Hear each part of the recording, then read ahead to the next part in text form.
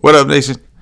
Welcome to episode 1 of the Wise Take NFL DFS First Look live stream. CK013 here. You can find me on Twitter at CK_013. And I, of course, am from the Wise Take Nation, which you can find on all the social media platforms listed above: Twitter, Instagram, Facebook, or directly at wisetake.com if you're looking to take your DFS game to the next level. We are a daily fantasy sports content provider, as well as a daily fantasy community design to help make you a better DFS player. So go check us out at wisetake.com. I am joined by none other than one of the original OGs of the Wise Take Nation, Mr. Patio Joe. You can find him on Twitter at Patio Joe. Ref, Joey, we're going on, I think it's year number 4 of doing this. Couldn't be happier to be doing the first true NFL Week 1, DFS slate breakdown with my man Patio Joe. How you doing, bro? I'm doing well. I'm just as excited as you are to get this football season started. We at least have 1 week of football, and then hopefully everybody stays healthy and we can have a second week. But be prepared for everything and anything this year for sure. But I'm excited to be back. It's, like you said, our 4th year. And it feels like it was just yesterday we were doing the baseball shows back when 4 years ago, back in May. And now look where we are 4 years later. I have 3 children, and you have 1 on the way. Paulie is still Paulie. Paulie is still Paulie, yeah. Paulie's got a new business. I think this is like his 3rd business since we've known him. And he's still definitely controlling the corner, too. So if you live in Delray Beach, just hit up Paulie on the corner. And, so, we're all just moving on our lives in COVID, And, I'm happy to be here. Yeah, man. It's amazing. It seemed like there was a time where, obviously, we didn't have sports. There was a time where we weren't sure if we were going to have sports. We weren't sure we were going to have an NFL season. And I am very, very happy. It seems like all the COVID testing and all that's gone pretty well, knock on wood. So far. But it's interesting because we see like how baseball had problems, right? And that's what players playing every single day. They're pretty busy. In the NFL, these guys play once a week. They have days where they're completely off. They are going to be sitting at home for the most part for a few days at a time. So it'll be interesting to see how things play out, especially with just in general, you got to assume that if people are going to start going to school and things are going to start opening, you have to assume there is going to be somewhat of a second wave at some point. So hopefully it's not crazy with the NFL season, and because that could really make our jobs difficult. I mean, there's more important things out there, obviously, such as the health of those people. But from our perspective, at least, at a very minimum, assuming that people continue to be asymptomatic as athletes, most of them anyway. At the very least, if they're put on that COVID list, and it's a last minute type situation, that could put us in a funk. So this is just a really weird season, Joe. Just a really weird season. Yeah, I mean, you're gonna have to be sort of like, in basketball, maybe like buy your computer or know clicking Twitter for updates to see if anybody, is a late minute scratch and stuff. But, I don't think that, is going to happen that often. I think if something were to outbreak, it's going to outbreak, maybe a couple days before the team leaves or something. There's a lot of protocols that are coming, like, they can't they're basically can't leave their rooms. If they can't get any buffet food, they got to get packaged food. I mean, they're taking 2 or 3 buses to the game because they all got a social distance.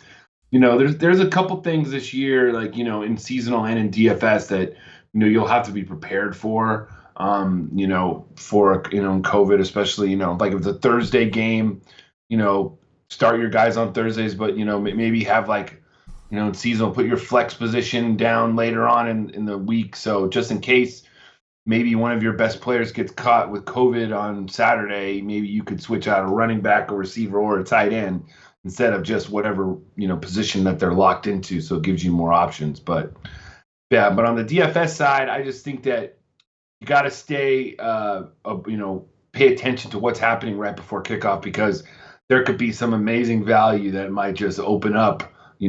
Zeke goes down with COVID the day of. and Tony Pollard's min price, and all of a sudden he's chalk city. So you kind of just got to understand that things could be changing day of game more than normal. Absolutely. And I think what could even, at least in the early going, what could be a bigger deal, and we saw it a lot with baseball so far in a short baseball season, is without a preseason, without a proper camp that these players normally have coming into the season, there's gonna be injuries, right? Like I think that's a pretty safe bet. There's gonna be some crazy injuries popping up. Like you hate to see that shit, but you know what's gonna happen at some point. We see in baseball, it's been crazy with the pitching.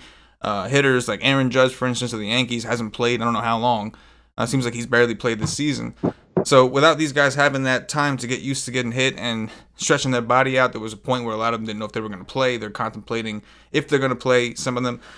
So it's interesting. And then, of course, you've got certain teams like the New England Patriots who had like 8 players opt out. So you get the New York Jets that CJ Mosley opted out. So there are some key players who opted out of these situations. And to throw it all together, we've got some big moves, right? Tom Brady is now with the Buccaneers.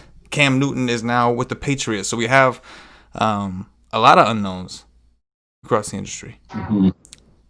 Phillip Rivers is with the Colts. Phillip Rivers is with the Colts. That is right. How did you feel about that as a Charger fan?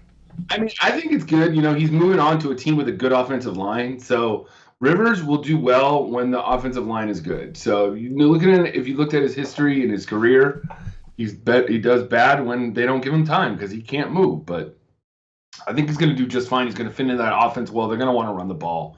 So he's not going to be asked to do as much as he was asked to do in Los Angeles with the Chargers. I'm with it. With that said, those of you who are tuning in, appreciate you. Those of you who are joining us live, those of you who are listening to this recorded, we still appreciate you as well. And it's never too late to hit the like button. So if you haven't hit that like button on whatever platform you're watching or listening on, hook us up, do us a favor. It really helps us out. Goes a long way. Allows us to continue to do dirties on YouTube, Twitch, Podbean, iTunes, everything. With that said, let's get Let's get into week 1. We are going to just cover the main slate. Paulie and I are going to do a showdown show for the Thursday night game tomorrow night. So Wednesday night, Paulie and I will do that. In the meantime, Joe, we are going to focus on the main slate, and we still got 12 games. We're going to go game by game just to make sure that we give some decent analysis on each team. And then, of course, Friday nights we'll do our NFL Y stream where it's a little bit more narrowed down. Probably go position by position, be more specific after we've had some news and some time to think about some shit. With that said, Joe, Miami Dolphins, New England Patriots. Total is 43. Patriots currently 6.5 point favorites at home. Talk to me a little bit about the Dolphins. I mean, DFS wise, the Dolphins, you'll probably just want to kind of stay away from them. I mean, Devontae Parker is kind of has a hamstring right now.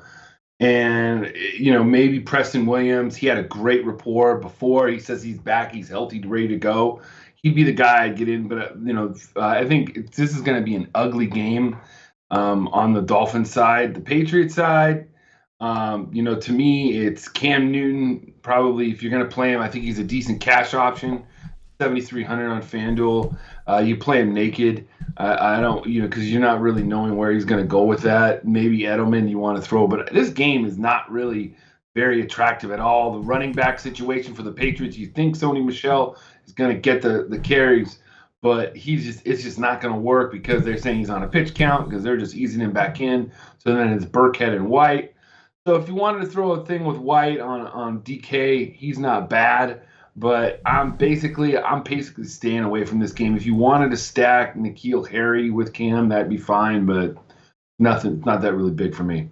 The game as a whole, I'm not terribly interested in. We have a lot of high totals. This one's sitting at 43, which is not pretty. However, in my tournament lineups, in my MME, in my multiples of teams, I will have some sprinkles of Fitzmagic.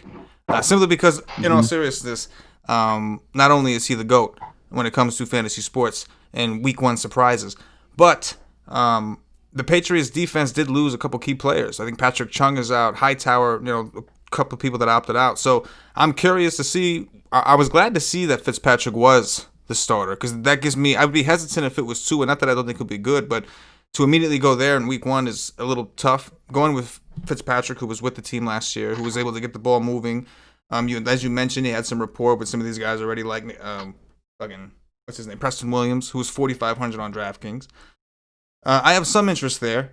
The most interesting Patriot, I think, is James White, right? Like we've seen Newton utilize running backs. I understand it's a new system, it's a new team, but I would think that if Belichick unless he's completely trying to tank, I would think he knows he's got to get the ball in James White's hands. And even for Cam Newton, I get to see a lot of situations where if it's coming at you, just dump it off. Either run or dump it off. So I'm curious to see what they do. I'm also hesitant to pull the trigger on Cam specifically. But what are your thoughts on Edelman, man? He's 6K on DraftKings. I mean, I just think there's a lot of other players that are going to be just as fine. Edelman is good because Brady would get the ball out quick and early. I think Cam's going to hold on to the ball a little bit more because he can run the ball better than Brady can. So it might hurt Edelman a little bit more this year. I think he's still going to be fine. But at 6K, I mean, you got guys like Scary Terry at 5,600 that's below him that better play, in my opinion. So I think there's just going to be a lot of other options that, Edelman, unless he gets in the end zone, I just don't think it's going to really help you. I'm with it. Let's move on. We got the Cleveland Browns and the Baltimore Ravens. We have a 48 total. Ravens currently 7.5 point favorites. It's actually down from 8.5 where the open was. Talk to me, Joe. I mean, I kind of like to see where that line's going. When I saw it at 8.5, I was like, man, I want to get on that because I just feel like that Baltimore has totally revamped. Cleveland has totally revamped their offense to make it a more run-heavy offense. So they're going to try and run the ball. We all know what Baltimore can do, how they can run the ball. So I just don't see this game being, it might be an under, and I think Cleveland can, at least keep it within 7. This offense has been totally retooled. They beefed up the offensive line. They brought in Kevin Stefanski. He's going to bring in the run blocking systems. Now, Baltimore obviously is a good defense, so I'm not expecting, success in week 1 or, installing a whole new system. But just in general, trying to work the clock down and stuff like that, I like it. On Baltimore side, I like, Lamar Jackson is obviously a way that you can go. He's obviously has a good rushing floor. He's the highest quarterback on the board for FanDuel, so I just don't know if you want to pay up that high. My favorite play from Baltimore is Marquise Brown. He's like 50. He's really cheap. Guy's just ready to take off this year. We need to get on him before his price goes up. I have a feeling he's going to burn somebody big once, maybe twice on Sunday. And I love him at his price at 5,900 on FanDuel, and he's probably around the same price on DK, maybe a little bit less. The other guys, obviously, Landry is good for DraftKings. If you want to go shit on yourself, I guess you can go with Beckham. Well, I was gonna ask you. I was just gonna say that he definitely, as of week 1 at least, he benefits the most from no fans being in these arenas. Well, I know some of them are gonna have like 2,500 or something, but you could imagine what a packed house be saying right now. I mean, I think they're home. No, they're in Baltimore. Oh, he lucked out. I think he lucked out. You know what I mean? Like, can you imagine a packed Baltimore? We got a division rival here, just going at him for the whole, shitting thing. Mm-hmm. Which, like, oh man, and like, but in all seriousness though, like his price on FanDuel is pretty good. It's under 7K. Oh, he's good on DraftKings. So we know how Odell could come out with 2 touchdowns. He's 5'9". Stuff. I mean, I think he's gonna be way distracted now because of what's going on. I mean, I can't believe that comes out like 3 days before the season starts. It's just so crazy. Bro, my thing is this: if that's true, okay, it's fucked up that you leaked his personal information. Like, okay, he's a weirdo. That's okay. But that's messed up to air shit like that. If it's not true, that's dirty. Like, that's really fucking dirty. If it's not true and you're just saying that shit to get, you know what I'm saying? Like, come on, man. You're really putting some shit in the set. If it's true, it's like, hey, man, that's weird, but do your thing. You know what I mean? Like, it's like, that's your private personal shit, literally. But if if it's a lie, that's fucked up. That's just dirty. That's real dirty. We all are living on the edge sometimes, CK. We all got our things. Some more You than know what I'm others, Joe. saying? That we're all into it. Some like to live on the edge more than others, Joe. Yes. The thing I think it's a little bit confusing this week is the run game. I think in this game, I think you could take a stab at like Mark Ingram if he kind of fits your build because he could get those carries and thing. I think Dobbins, they say he's going to have a role, but rookies this week, might proceed with caution. I'm not saying I'm not going to play any rookie because I am. But then with Chubb and Hunt, I just don't see this being a Nick Chubb game. I could see it being on DK more of a Kareem Hunt game if the Browns get down and they need to come back and he is their third down specialist. Hunt's going to be, they have basically, they have Odell, Landry, Chubb, Hooper, and then it's Hunt. They don't have that many mouths there. Hunt's going to be involved. He's going to have a role in the passing game, and he's going to get a few carries too. So for week one, the way the game script goes, I would prefer Hunt over Chubb. They did just give Hunt that 2-year extension. Probably feeling pretty good about himself right now. Yes. Good for him. I'm with Lamar Jackson is probably the only quarterback that I really don't like playing quarterbacks naked. I really don't like doing that. He's the one quarterback where I'm okay with it. On the one hand, you know where the target's typically going, right? It's either Andrews or Brown. On the other hand, there is a world where he just rushes for 3 or 4 touchdowns and just kind of screws everyone that rostered his receivers. I'm not saying I don't like Marquise Brown and Mark Andrews. I'm just saying that Jackson is the one quarterback that I will play alone. Other than that, that's it. It's Mark Andrews. It's if you have the money, because if you're playing Lamar Jackson, who's 8,100 on DraftKings, and you're looking at Mark Andrews, who's like 6K, and if you want to do a triple stack, you want to add Marquise Brown for the ultimate upside, you're going to be riding some dirty value for pretty much the rest of the way. So I'm okay with that against Cleveland. I am interested a little bit more on the Cleveland side. I'm really, when you look at the talent on the Cleveland team, it's kind of mind-boggling how they didn't do a little more last year. I mean, you got to think it's got to be the coach, right? Like, everybody seemed unhappy with him. Everybody seemed confused by his offense, like with the offense he was allowing that team to run. So I'm just assuming, but I do expect the Browns to play better. I mean, a lot's on Baker, right? A lot's on Baker. He's got to show that he's in it. Like, show us you're not Johnny Manziel, more or less. You know what I mean? Like, and that's not a knock on Johnny. You know, he had different demons. I'm just saying, like, to show us that you're actually what you're supposed to be. And I think he's got a lot of the talent. I think he's got the attitude. I think he can be. And he's got the weapons. He just needs the right game plan. So we'll find out this season. But I think it could happen here. I mean, you got Landry and Odell. You've got 2 good running backs that could start on any other team, and Kareem Hunt and Nick Chubb. So I'm expecting them to make some things happen, and I do like the Browns offense coming into week 1. Next up, you have to take it easy on me, Joe. We got my New York Jets. That's right, my New York Jets. Loud and proud. Visiting the Buffalo Bills. We have a 39.5 game total. We have the Bills currently favored by 6.5 at home. Like I said, take it easy on me, Joe. Oh boy, this is another game where it screams. I think that, like, people are thinking, how is these new pieces gonna work? Stephon Diggs is in Buffalo now. I mean, I'm not gonna screw with any Jets running game. Buffalo now, they got this guy Zach Moss, this rookie that's getting a lot of pub. I don't know. I would play him because he's just 4,700. So if you need salary relief, he's gonna get the goal line carries from what I've been reading. Devin Singletary would be more of a DK play. And as for the Jets, Jamison Crowder is probably my favorite play for the Jets.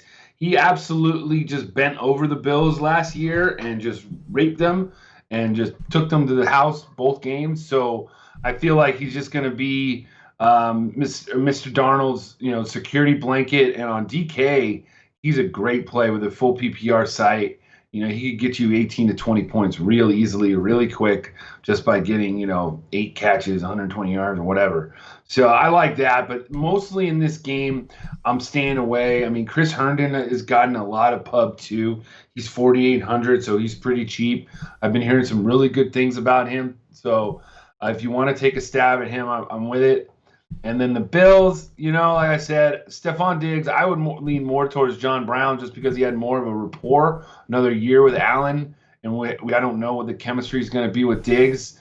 And that's about it. I don't know. Josh Allen, there's just too many other guys. He's 7,900, which is way too much the first game of the year, that I'll just pass and go somewhere else. Yeah, another player I agree with you on Crowder, right? On a PPR site like DraftKings, I don't see how he doesn't get 15, 16 targets, especially with Perriman's he's been missing practice dealing with this swollen knee. Denzel Mims just now started to practice like recently, the last couple weeks, for a hamstring injury, and he's a rookie, so he has literally no idea what he's doing, and there's no preseason to break him in. So I agree with you on Crowder. I also think on DraftKings, again, PPR site, Chris Hogan is 3,400. Now he's got a Q tag, but he's listed on the depth chart as a starting other outside opposite Rashad Perriman, while Crowder's listed as the slot. So 3,400 on DraftKings if you need it. We talked about like Lamar Jackson and how it's expensive to have him in a stack with Andrews, even working in Marquise Brown at 5-1. So I think a player like that is someone to just keep in the back of your mind if it gets real ugly. We talked about that dirty value, and I think he's classified into that because it's a tough matchup, right? It's the Bills defense. Expect him to be very good. But I do have some confidence in Sam Darnold. I do, and it could be just me homering out as a Jeff fan, but I've liked what I've seen, and even last year, you take out the mono incident. Even though the schedule was soft, I'll admit that, and this schedule this year for the Jets is very difficult.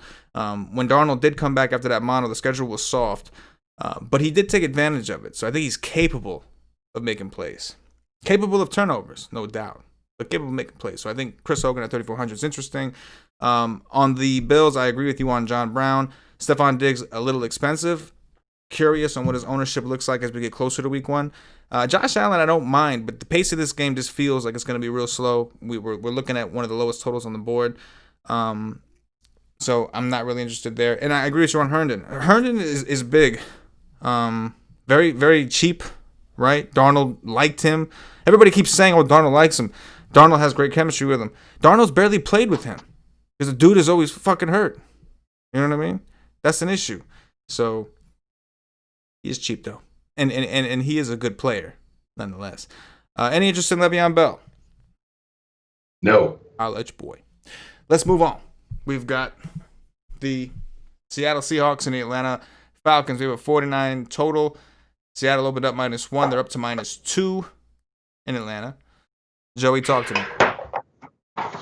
Remember when, the beginning of the days, I had the Wendy's double stack? Remember that in baseball? I'm like, this is the game I want to stack. This is my game. I love this game on Sunday.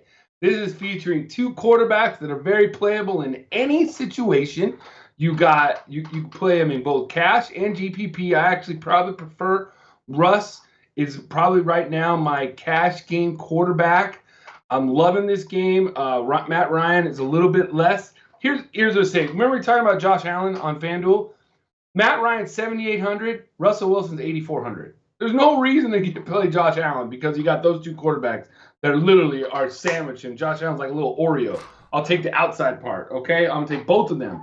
I'm going to take Russ and Ryan tomorrow over Josh Allen. Anyways, though, this game also features 2 of my favorite receiving targets all year in seasonal, but also on Sunday. That's right, my boy DK Metcalf and Calvin Ridley on the other side. I just love this game for a stack. The running games, I'm kind of sticking away from. If I had to pick one, obviously, I'm probably picking Carson. If I'm going with my Ryan teams, I might have Carson in there. If not, like I've also heard some things where Pete Carroll came out saying that they might split time with Hyde a little bit and Carson in the beginning. So you might not even want to go in that with the price difference.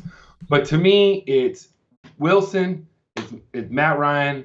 I mean, obviously you could play Julio. I mean, I just think that they're going to try and, put double teams with Jamal Adams now, which is in Seattle. They'll probably shade to him.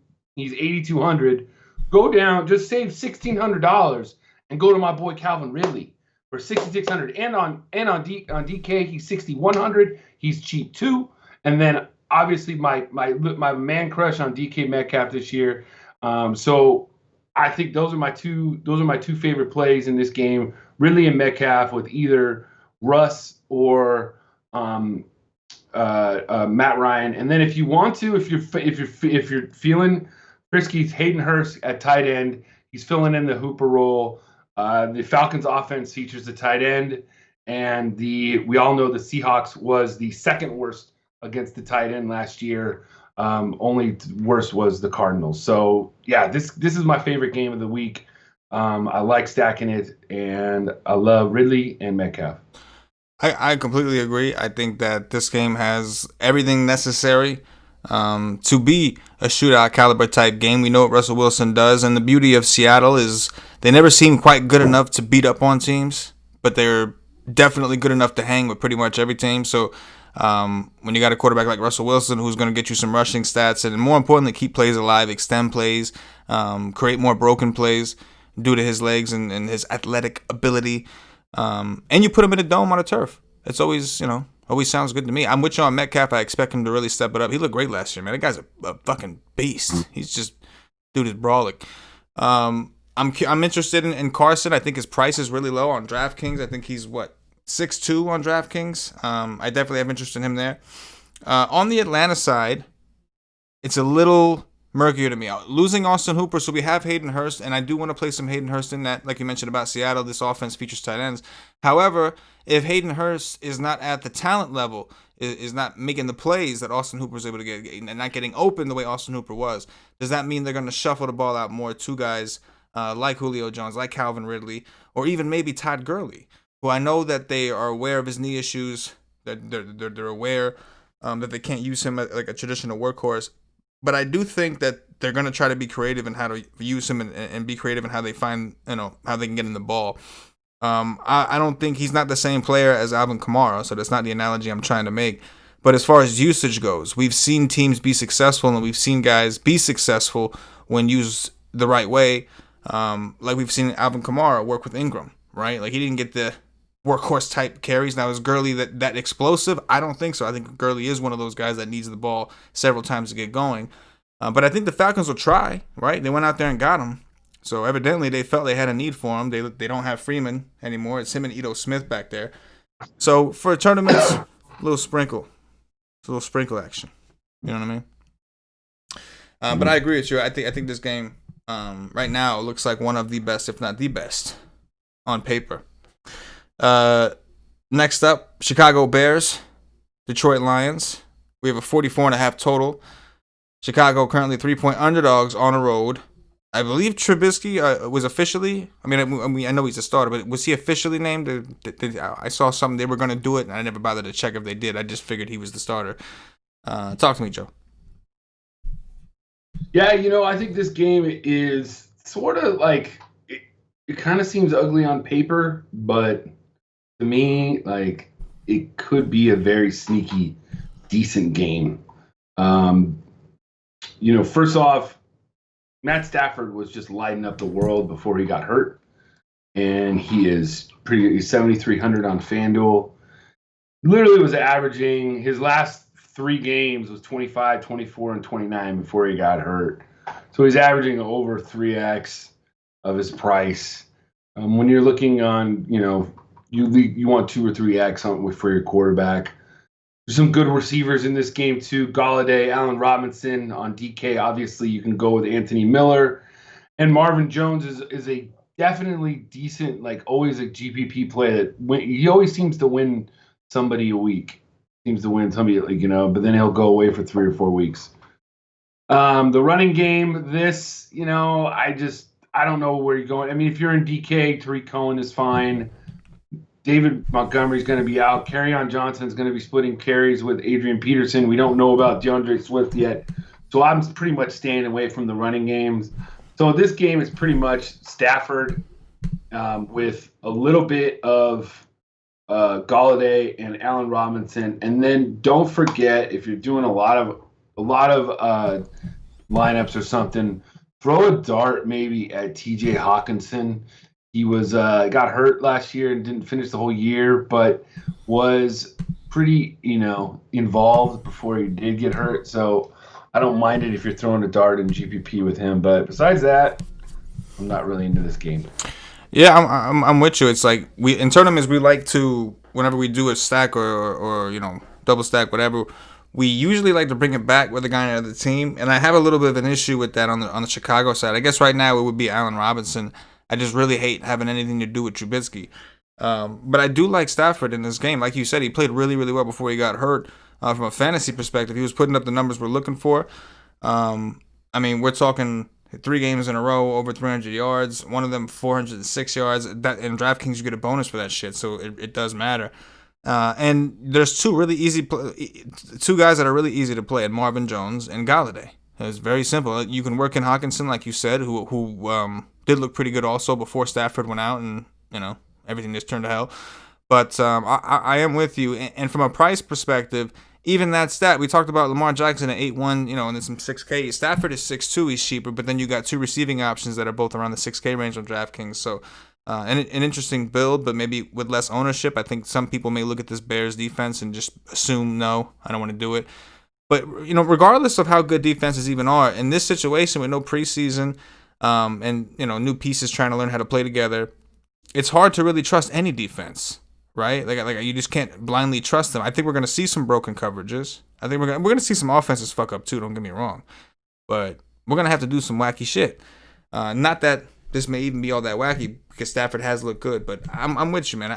I'm not so interested in the Chicago offense. I guess A-Rob would be the one that I would bring it back with, but I am interested in Stafford in the passing game, and they just don't like Kerryon Johnson. They just don't like the dude.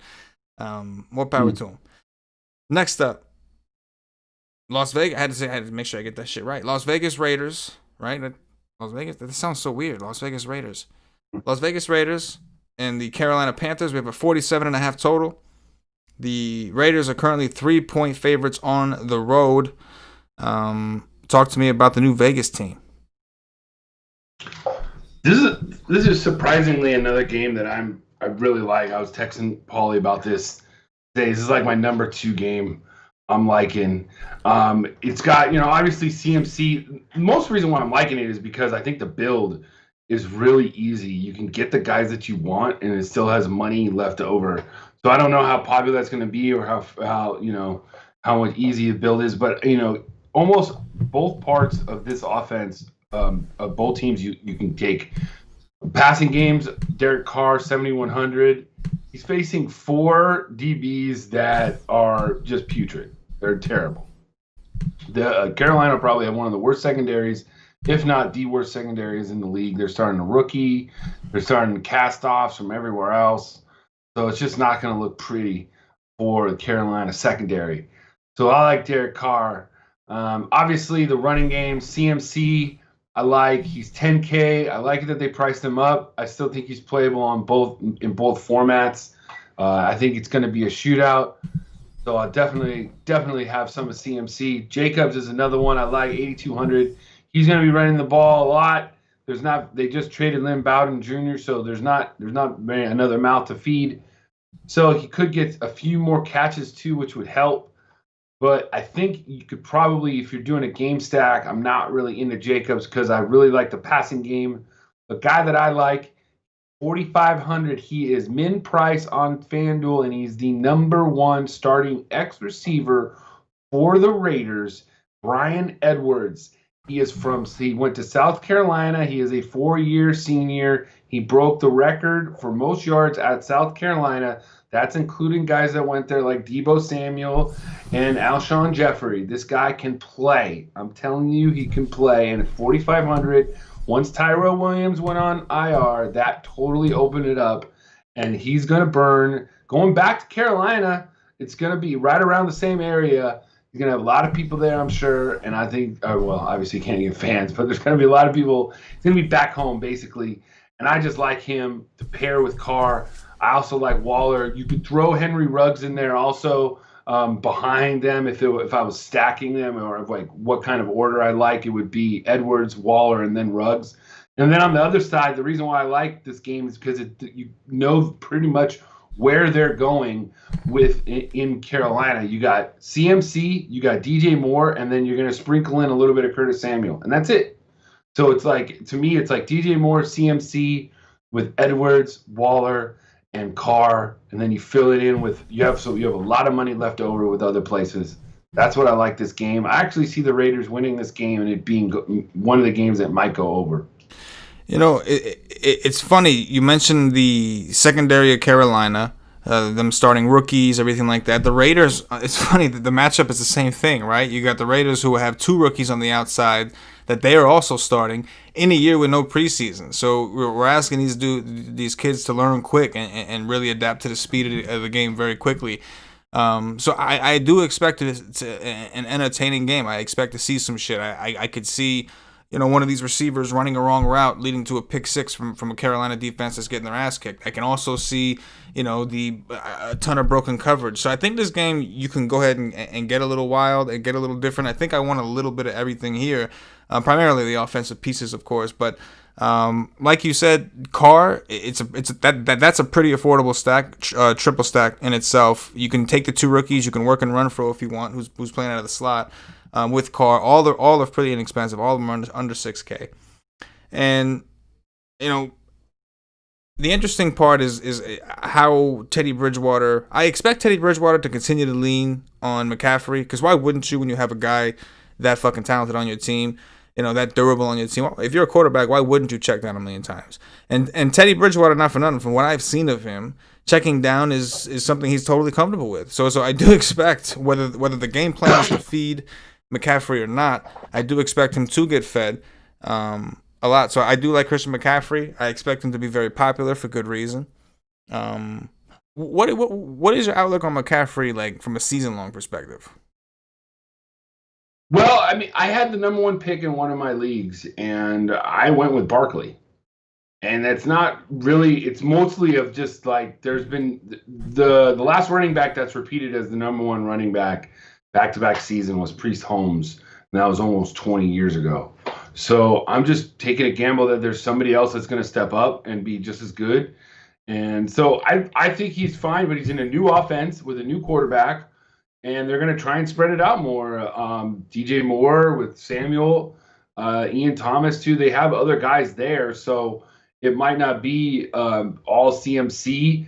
But if the defense, the thing is that if the defense is as bad as people think it's going to be, it might just be all garbage time towards the end.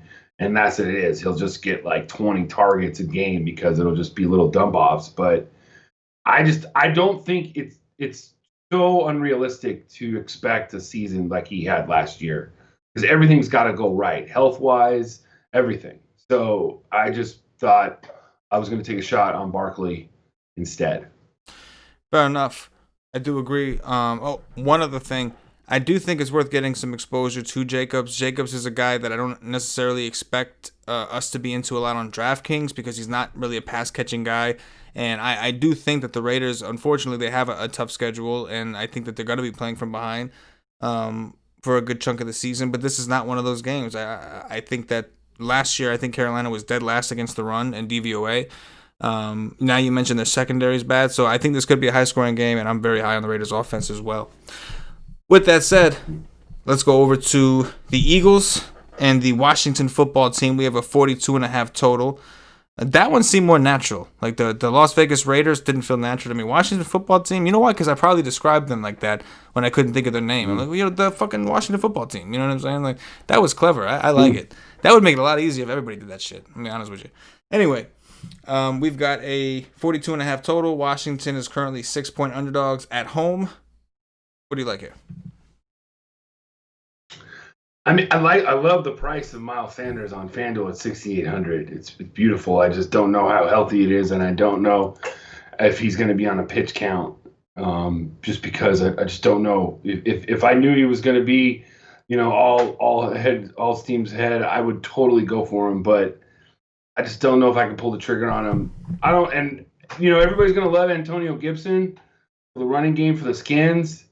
But right now, J.D. McKissick is depth chart number 1 running back. I just don't know if you want to go with a rookie running back, in like a cash game setting if you're paying down at that point. I don't know if even the script would go his way. I kind of feel like Peyton Barber is going to hog some carries. It's just something I just feel like stay away from unless you absolutely need the salary relief. Quarterback, I don't mind Carson Wentz. If you remember, week 1 last year against these same Skins, he threw for 313 yards and 3 touchdowns, 25 FanDuel points. So at his price at 7,700, that would fit in just fine. If you remember, I think he hit Djax with like 2 bombs. So obviously Djax is in play.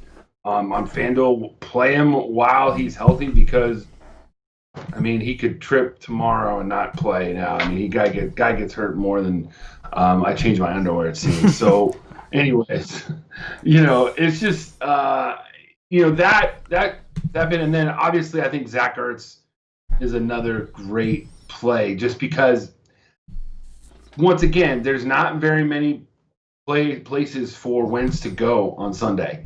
He's got Djax, Rager's hurt. He's not going to go to Arcea Whiteside. Also, Jeffrey's hurt. Maybe Greg Ward a little bit, and Miles Sanders. But I feel like Ertz and even Goddard. If you were playing, multiple teams, MMEs, Goddard thrown in there too, because nobody's going to play him, especially with the tight ends around the same area. Nobody's going to play Goddard. So, and then in the Skins, Terry McLaurin is the only guy I'd really be interested in. He's getting a lot of run on both sides. He went for 5 for 72 against Darius Slay last year on 12 targets. 2 passes sort of were misses that maybe could have had a bigger day. So don't be afraid of the Slay shadow, I think, and play Terry McLaurin with confidence. I think he's both cash and GPP playable. Yeah, we've heard a lot of buzz about just going right to Washington. That Gibson, what's his name, McKissick, all these guys.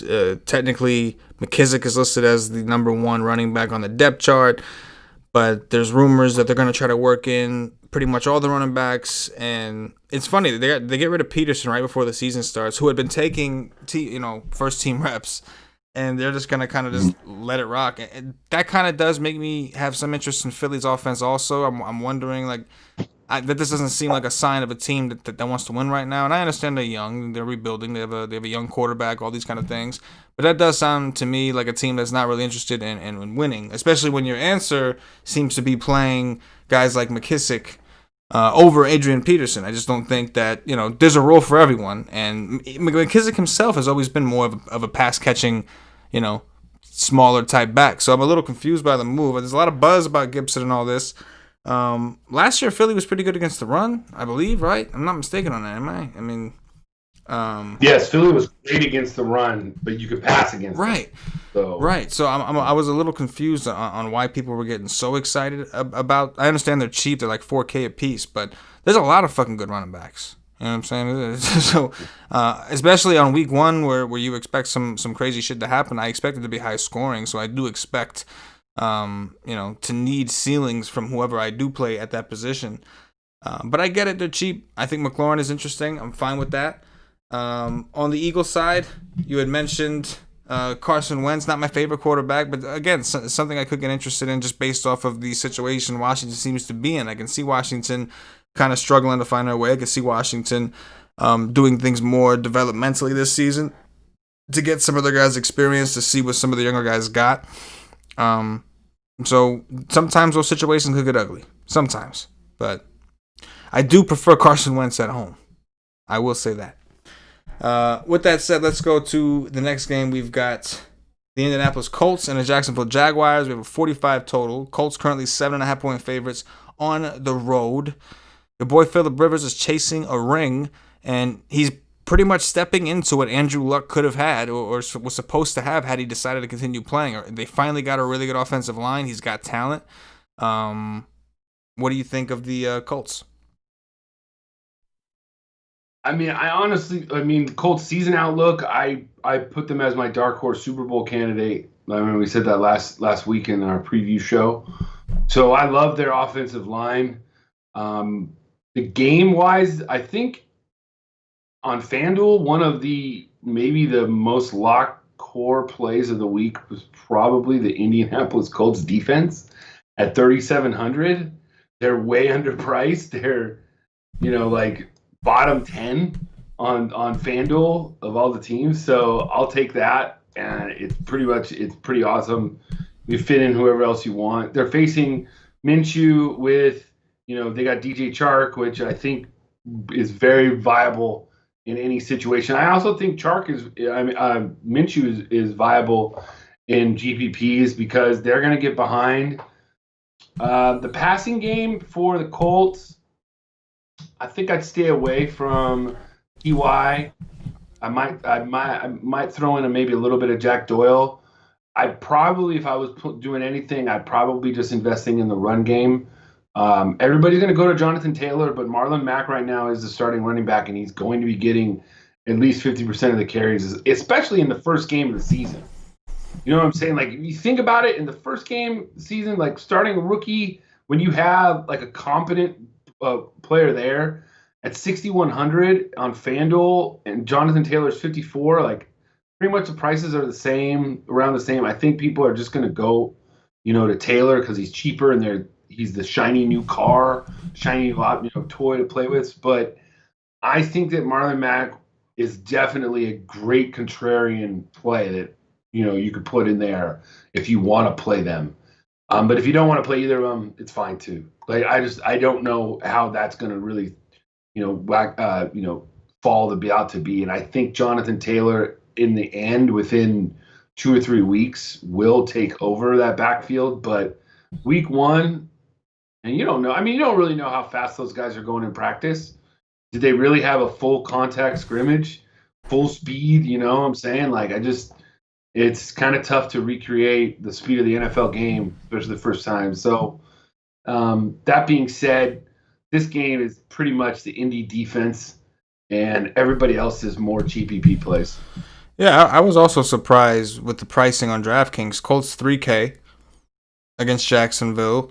I'm with you. I think Rivers is going to be okay in the system. I think that the Colts will be very competitive this season. But in this particular instance, it seems like the Colts and the run game is really where I want to focus most of my exposure, at least as far as that team goes.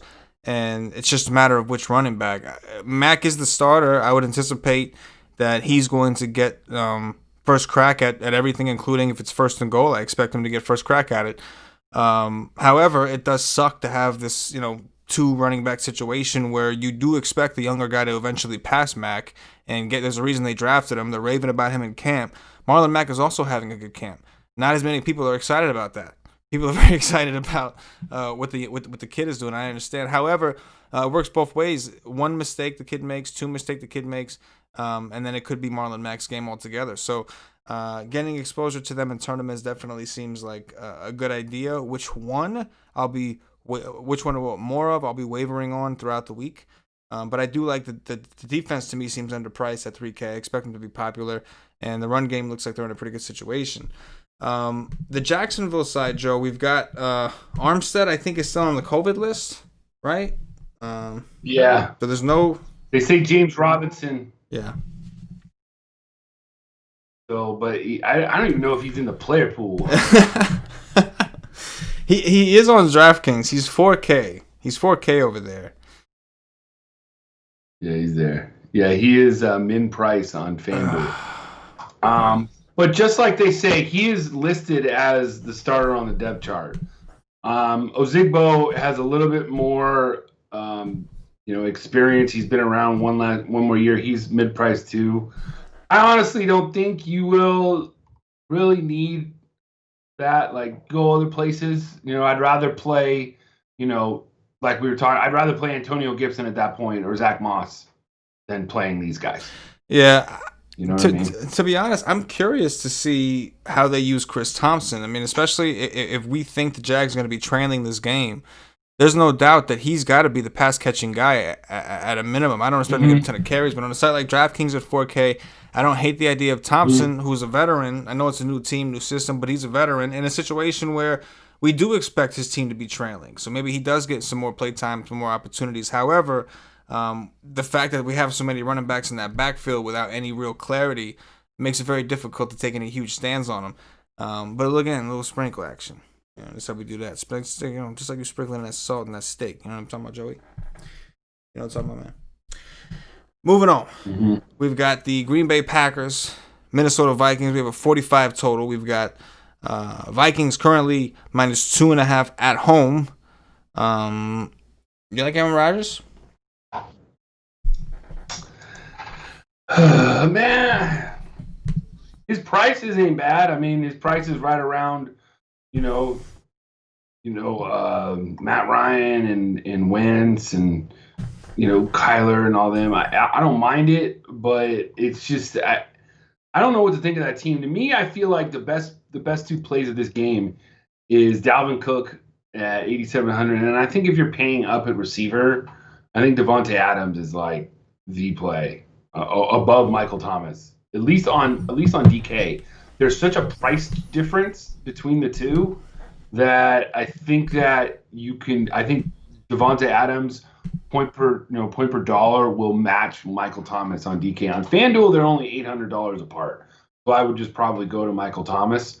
But on DK, isn't he like Michael Thomas like 9K and like Devontae Adams 7,300? Yes. Is that right? Yeah.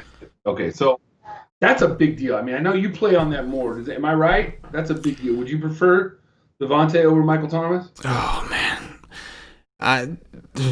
it really depends. I mean, with money being a thing, realistically, the fact that I'm not into the value running backs right now, then yes, it's going to be easier for me to build teams with Adams.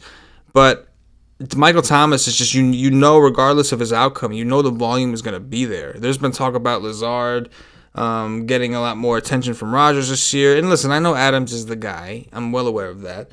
But if I was comfortable playing guys like Chris Hogan or whatever to comfortably get Michael Thomas, then I would prefer Michael Thomas. But I do think as of right now, it's going to be easier to reach guys like Devontae Adams. And the ownership difference I expect to be massive. I don't think anybody's really looking at Adams, right? The Vikings are on a defense people are dying to pick on. And the Saints are at home in a game against Tampa that people think is going to be very high scoring. So there's certainly some advantages in addition to the price decrease. But for what I'm doing, considering I don't love the cheap running backs on DraftKings, I'm not in love with the super cheap ones, it may be difficult for me to get to Thomas. So I do have an eye out for Adams' range. You know what I'm saying? It's like the long way around answering your question because it is only fucking Tuesday night or Wednesday morning. And I've got some more decisions I still got to make. Yeah, I don't mind. And Adam Thielen, I think he's like the only real receiving target right now. So, I know what he does without Diggs. So I don't. If people are like shy away from him, then some people are like he's going to be awesome. I just don't know. He didn't do very well against Green Bay in the two matchups last year, and at his price at 6,800, it makes him more attractive. But he's right around the same area, of Lockett, Shithead Beckham, Ridley, DK, McLaurin, DJ Chark, all these other guys that are in better matchups, I think, than what we got with Thielen. So I think you just pass with him, in my opinion. Yeah, I think I prefer Dalvin Cook of the bunch. I know Cook is talking. There's a contract thing going on with a bunch of running backs. Hopefully that some of them get shit because I know Kamara's real close to signing his deal or whatever. But the Packers last year definitely had a weakness against the run. Vikings are home. We know they have a good defense. Got a little bit more improved. So I do like the idea of Dalvin Cook. And I even though I don't like picking on Aaron Rodgers because I think he's just, very fucking good, you can certainly make a case to pair the Vikings with the Dalvin Cook situation. But I'm not crazy on Thielen because I like Dalvin Cook. I prefer him. Anything else in this game? No, it's it's one of those like going to be an ugly division game. I think I would go with the under. Ugly like nutsacks. Next up, Los Angeles Chargers. I almost called them San Diego. Los Angeles Chargers and the Cincinnati Bengals. We have a 43 total. Chargers currently 3-point favorites on the road. What do you like here? Yeah, this game is interesting. There's a couple pieces. I think you could probably get away with not even kind of looking at Burrow. I think Tyrod Taylor is very attractive. The Bengals gave up the most rushing yards to quarterbacks last year. So Tyrod Taylor can move a little bit, so I do not mind him at all. He's 7K on FanDuel. He's pretty safe. He knows this offense really well. He's been there a few years. On the running back side, obviously you can go to Joe Mixon. I think they're going to probably lean heavily on him. And then Austin Eckler on both sides. I like him as both plays. You know, if you look at the 4 games that he was in before Gordon was out, he basically averaged over 20 points a game. He was like the running back number 2 running back in the league, and then Gordon comes back. Things kind of changed a little bit, but now he is back, and this is his backfield now. So I don't mind Eckler on either sites in either format. And the passing games, probably my favorite of either passing game would be Tyler Boyd. Been reading some things that just the connection that Burrow has with Boyd is pretty good. He's 6,100, and I mean Boyd is like, he's almost like, you know, cash game porn area when it comes to like FanDuel, and you know he's very reliable. He's always seems to get what you need to get. His price is never that high, and then if he gets into the end zone, he's very reliable. So to me, Tyler Boyd is my favorite receiving option. Go to Keenan Allen. I just don't know how they're gonna be able to pass downfield. I'm just not sure how that's gonna work. It could go just fine, but he's 7K and he's around the guys I just like better. Tight end Hunter Henry is fine. People probably won't play him. Bengals were pretty good against the tight end last year. But this game, there's bits and pieces from it I think you could take. I definitely like Boyd and Eckler probably the best. I love Austin Eckler. Love the dude. Hard Knocks aside, I love the dude. But did you watch Hard Knocks? I mean, it's your team. You got to be watching that shit. Are you watching that shit? Watch the first couple episodes. Did you see the episode where your coach set up the fucking things and they were all jumping over him? Like they were trying to jump over, like emulate jumping over the line to get to the end zone? No, I didn't see that. No. Bro, they fucking stacked up. I don't know if it was 3 or 4, maybe it was 5. I don't even remember how many dummies and the only one who cleared it, the only one is the shortest running back on the team. And that is Austin Eckler. That dude is a freak, man. That dude is athletically gifted. He's just a freak. This is his time to shine, right? Gordon looked like the villain last year trying to hold out and all that shit. Eckler shined, and not that everybody didn't see it coming. He was fucking balling every time he got the ball. So he's a guy that, like, while I don't necessarily think he's gonna get, like, you know, the same volume as like a Christian McCaffrey, obviously, I do expect him to be efficient and continue to be efficient when he has the ball. So I love Austin Eckler this week. Against the Bengals defense that you know was terrible last year, really I don't think is going to be all that different.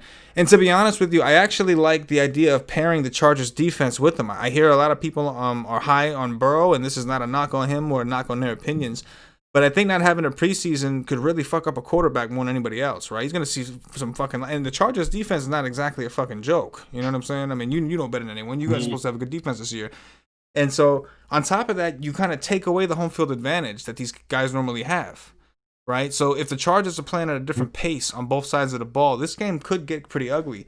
And so, I do like Austin Eckler a ton, and I like the idea of taking another cheap defense, the Chargers at 2,800, especially if I'm hearing people talk about Mixon in week 1. I'm hearing, and I listen, these are great players, and I think Burrow will come into his own, and he looked great at LSU. You know, motherfucking Rob. But at the same time, he is a rookie. He has not had one single start, even in a preseason game. And he's about to see a pretty decent team, and he loses home field advantage. I mean, you can pump all the crowd noise you want to.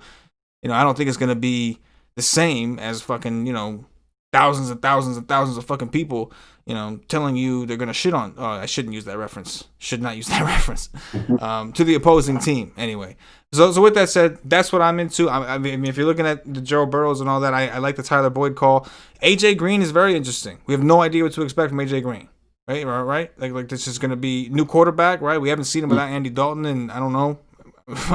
Well, regardless, haven't seen him play in a long time. But all these variables, all these question marks, while I think Cincinnati has more talent than they did last year overall, I do think that it's going to take them a while to click. So I like your Chargers D, man. Like them.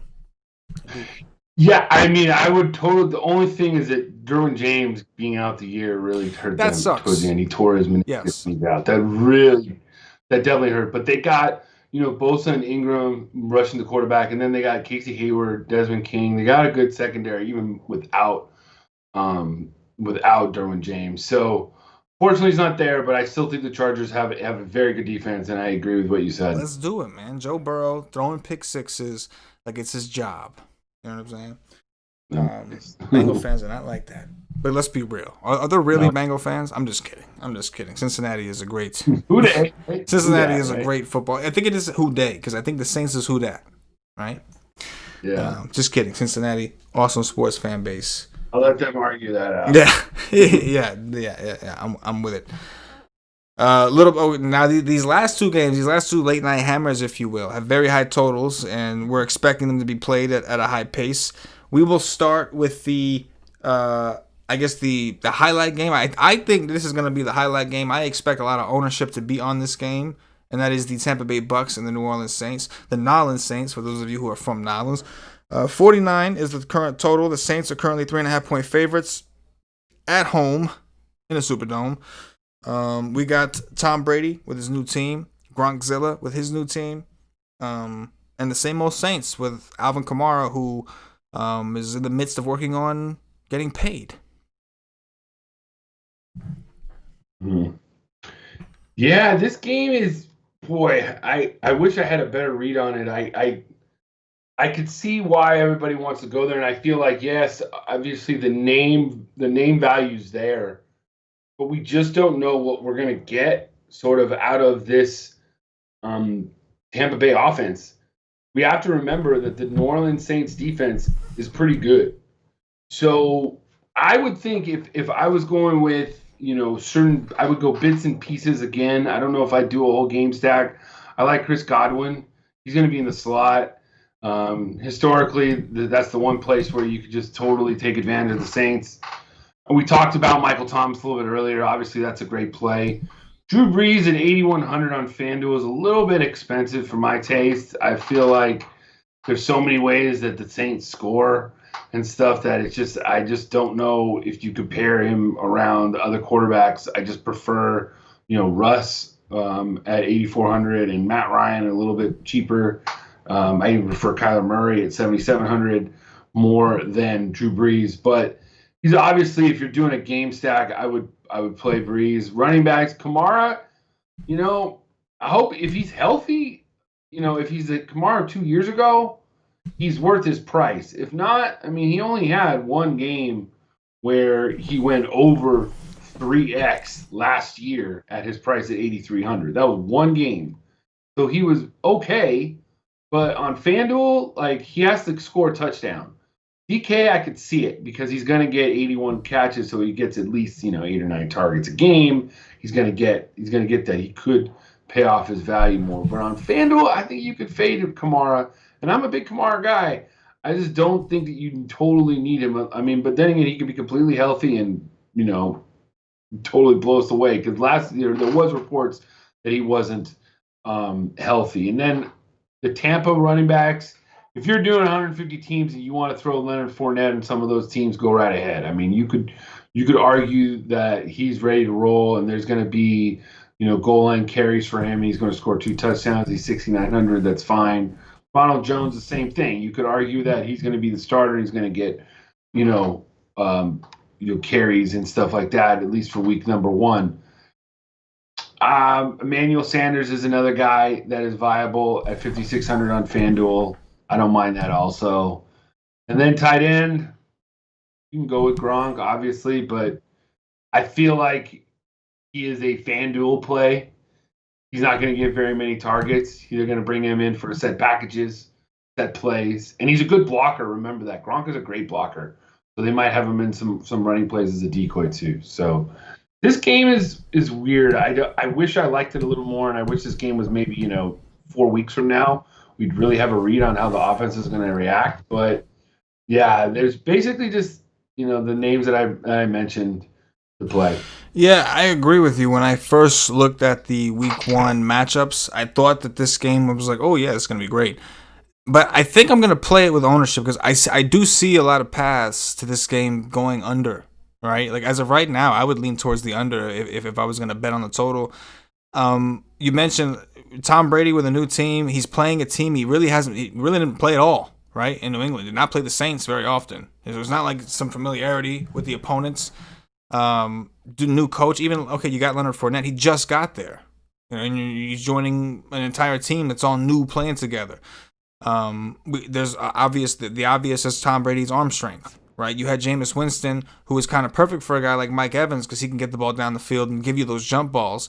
Brady, not so much. He's a guy that's gonna, have something in his mind that he plans on doing. He's gonna try to get you the ball quick, get the ball out of his hands. On top of that, both of these defenses were really good last year.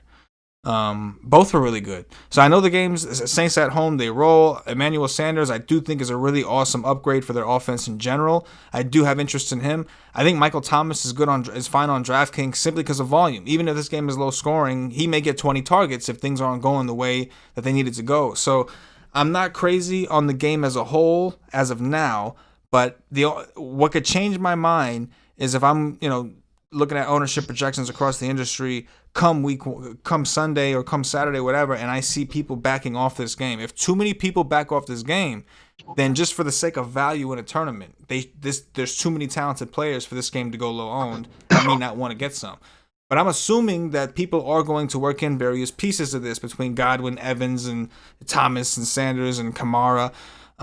So with that mindset, if that's the way things go, then it's a little easier for me to say, yeah, I think it's going under. Too many paths for this to fail, considering how good the defenses are. But yeah, I have no idea what to expect. I agree. It would have been nice to see week 4 just to see these guys get some time to play and get the kinks out. You know what I mean? But I am with you. I would bet the under in this game right now, and that's pretty telling of my fantasy take. I'm not crazy interested in that game as a whole, just kind of the bits and pieces we discussed. Last game, Joey. Oh, wait, hold on, TK. I got one more thing. I honestly think that public-wise, this is the game that the public's going to play. It's the marquee game. It's got the names. It's got Joe fucking Buck and Troy Aikman on the game. Everybody's going to love to play it. It's got Breeze and Brady. You know what I'm saying? I just feel like it's just on name value alone, people are just going to flock to that game. And I feel like the games that we mentioned before, Carolina, Seattle, those games could shoot out just as much, and you could totally go across the field because of it. Or even the next game we talked about. Yeah, no, I completely agree. And again, that's how I'm going to play it. I anticipate this game being popular. I anticipate a lot of people wanting to play this game. And as long as that goes, as long as things go according to plan, then I do plan on going underweight on the game and taking that stance because I see a lot of paths to failure here. It seems like you hear the offensive power of these teams and you're getting excited, but I think a lot of people are discrediting how good these defenses are. So I am with you. I understand it's early in the season. We can see things broken up, but the defenses on each side aren't the crazy new parts, right? It's the offenses. Emmanuel Sanders is a new piece there with no preseason. He's a veteran, so I expect him to perform. But I am in agreement with you. If the public is on this, I have no problem going underweight, donkey style. With that said, now we get to the Arizona Cardinals and the San Francisco 49ers. We have a 47.5 total. The Niners are currently 7.5 point favorites at home.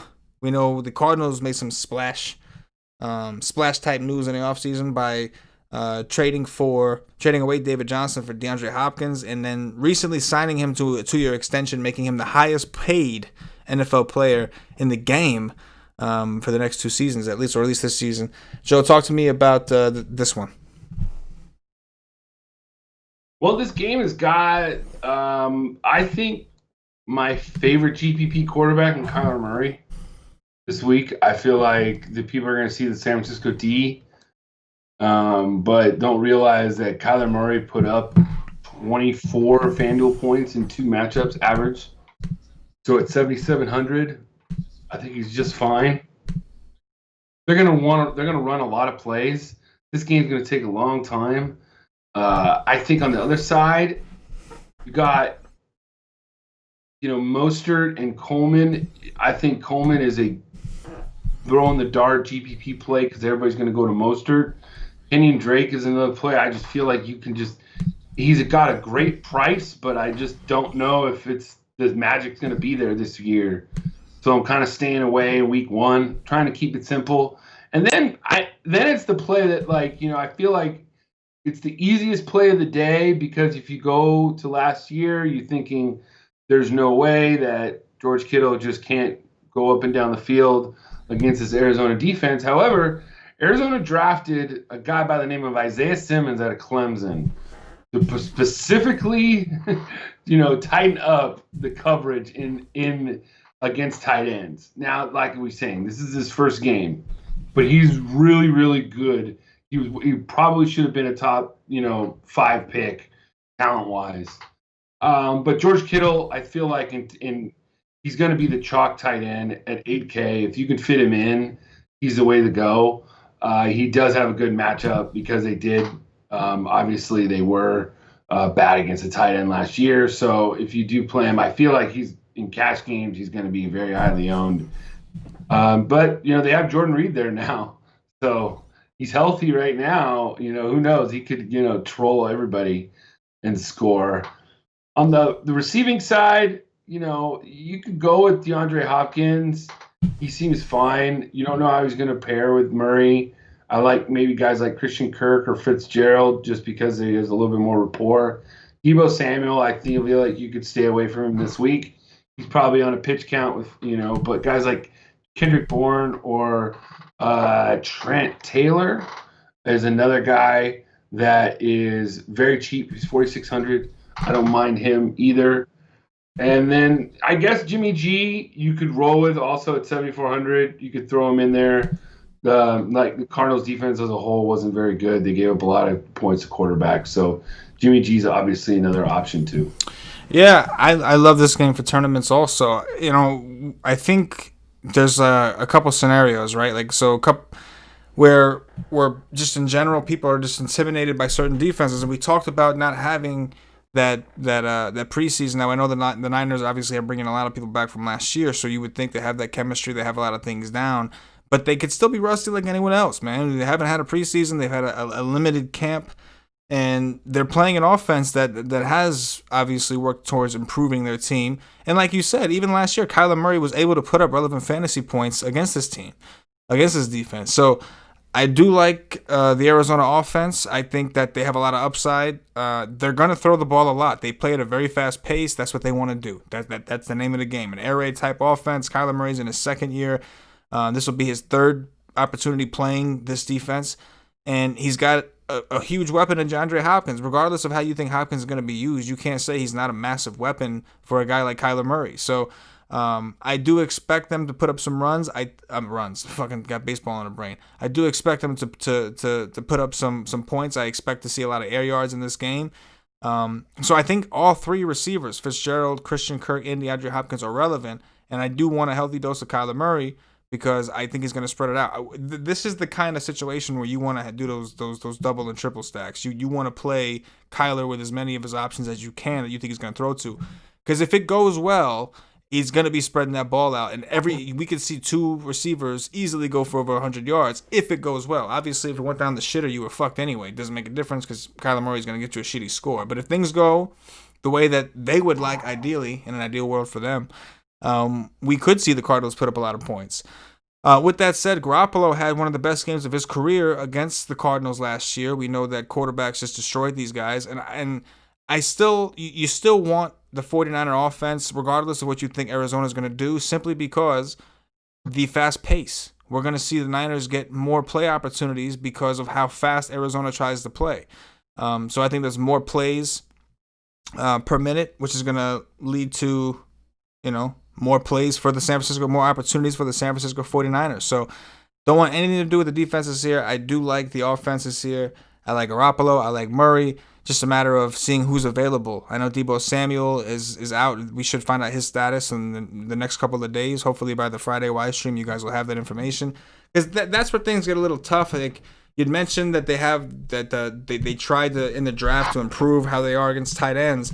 But if we're missing Deebo Samuel, I think that's you would think that Kittle is going to get looked at a whole hell of a lot by Garoppolo. But either way, finding ways to make it work even if it makes you a little uncomfortable, I think that this game has some serious upside. I agree with you on that, Joe. I agree with you with that all day. All day. That's that's the slate, man. That's the slate. We did it.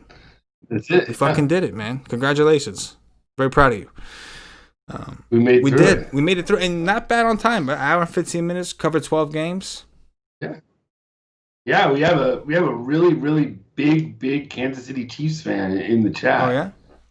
Unfortunately, they're not on the main slate. I mean, he loves the Chiefs. I mean, he is really into the Chiefs. All about it. He's all about it. So yeah, man, they're the best team in the NFL, man. They're awesome. Oh yeah, man. Hey man, it's a good time.